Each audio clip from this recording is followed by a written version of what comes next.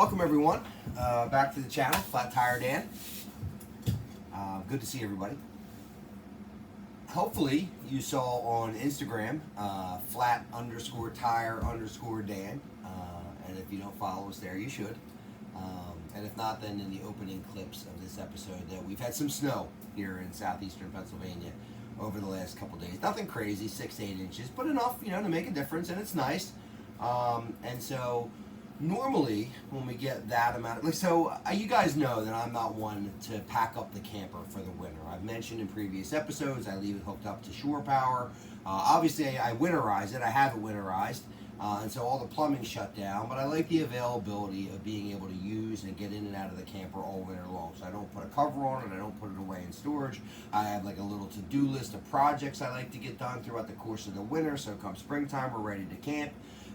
That kind of stuff, right? And then when we get a considerable amount of snow, which 6 to 8 inches I consider considerable amount of snow, I like to kind of clean the snow off the camper, get everything away from it. I actually get up on the roof and I clean the snow off the roof. Now, I've been climbing ladders my whole life, so if you're not comfortable with ladders or comfortable, being up in heights, not a necessity.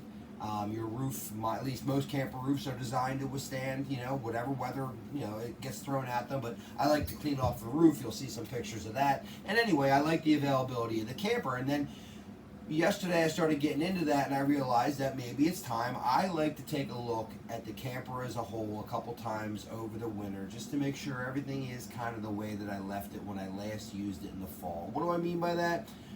Tire pressures, all the stuff in and out of the camper electrically working. I'm sitting in here with the heat on today. It's 20-some degrees outside, and right now the thermostat reads 67. The stove, I fire that up and get gas flowing through that. I turn on the fireplace. I fire up the television. I turn on whatever I can to try and make sure that everything is working the way that I left it, because if it's not, now's the time to fix it. Either hopefully something I can fix myself, or the local dealership who I have a warranty through, they have plenty of availability this time of year to get warranty work done. So the only way I'm going to realize if something stopped working or isn't working the way that I wanted to is to try and use it. So I try and do that a couple days throughout the course of the winter when I'm not generally using the camper. And so yesterday, cleaning off the snow, I thought maybe it would be a good idea to get into that today. Bring you with me, kind of show you the stuff that I look at both inside and out, so maybe it might help some other people keep an eye on their stuff, so come springtime you're ready to camp. So let's take a walk around outside. We'll start outside first, then we'll come inside and just give you an idea of the stuff that I look at generally a couple times throughout the course of the winter.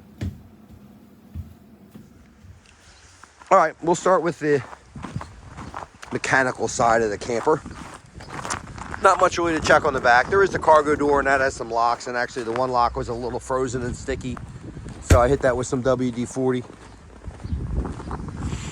I mentioned I leave this thing hooked up to shore power. All right, so here's 30 amp feed from inside, normally covered up by this trash can, but I pull the trash can off. I make sure that the surge protector's reading all green lights, which it is, something maybe I would take for granted, that's all good. I unburied the power cord from under the snow.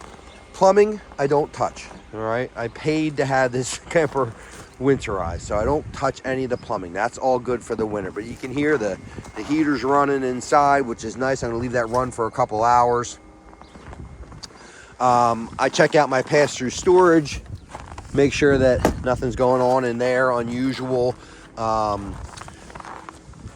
live next to this big giant field, park, farm area, right?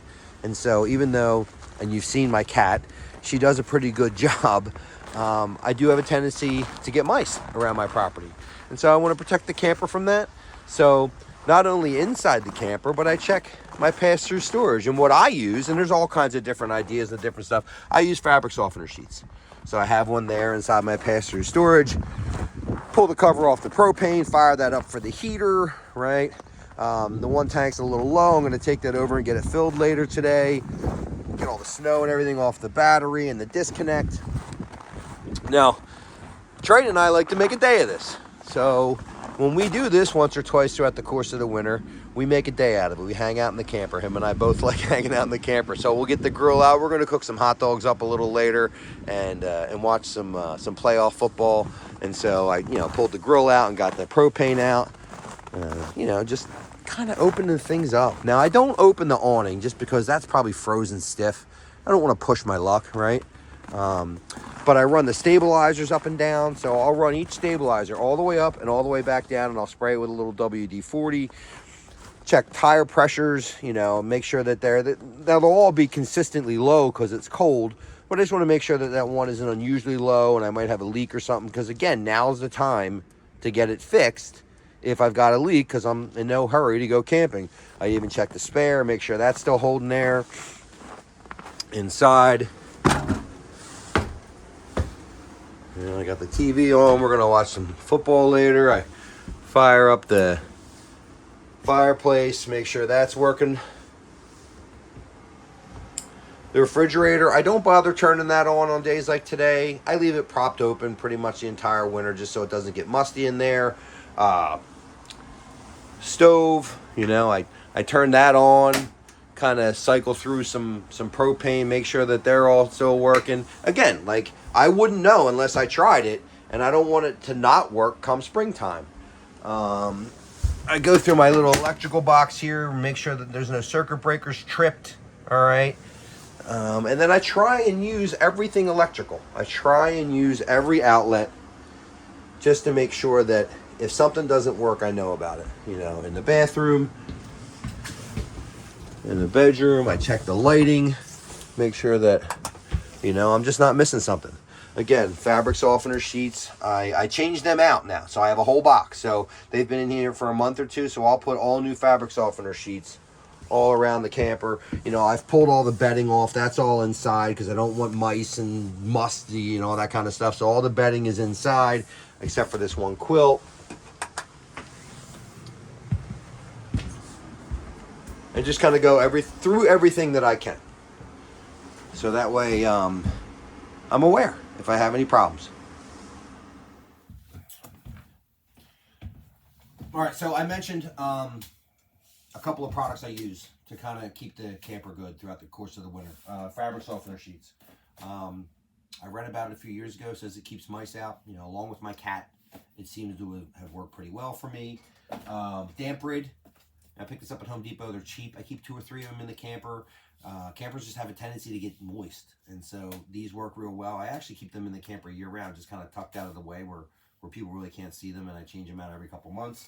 And then, another good reason for me to get into my camper is for the life of me, couldn't find my dustbuster. I didn't even realize to look out here, and I found it when I came in. So I've been looking for this, and I wouldn't have found it if I didn't come out to the camper. This time of year is when I start making reservations, right, for camping, where I want to go come April, May, June, July, because it's been my experience if I don't do it now, I may not be able to get to go where I want to go. It's just the nature of the camping world these days. And it was kind of cool, kind of made me kind of feel reconnected to camping, which obviously I really enjoy, right? And so a day like today, where I'm coming out here and I'm kind of doing the responsible camper owner thing, right? Going through everything, making sure at least what I can check is still working just fine, and then making a day out of it and watching some football and cooking up some hot dogs and hanging out with Triton. Again, kind of reconnects me to camping, which is something I really enjoy. Even though I'm in my own driveway, I'm going to have a little camping trip today and watch some football and have a good day. So, win-win for me. Coming up, I think I've got some more work I'm going to get lined up on the dually. You can see I cleaned him off as well, all the snow. Kind of caught him in a couple of pictures here while we were working on stuff. Man, I love these big windows. I don't know if I've mentioned that before, but they're awesome. So I've got some dually stuff coming up and some riding stuff coming up. And so anyway, we'll be around. And as always, super grateful for everybody tuning in. Subscriptions keep going up and viewership keeps going up. So we really appreciate everybody, hanging out with us. And we'll continue to try and bring you stuff you enjoy. And just remember, stay tuned for more content from Flat Tire Dan. We'll see you. Watch out, Triton.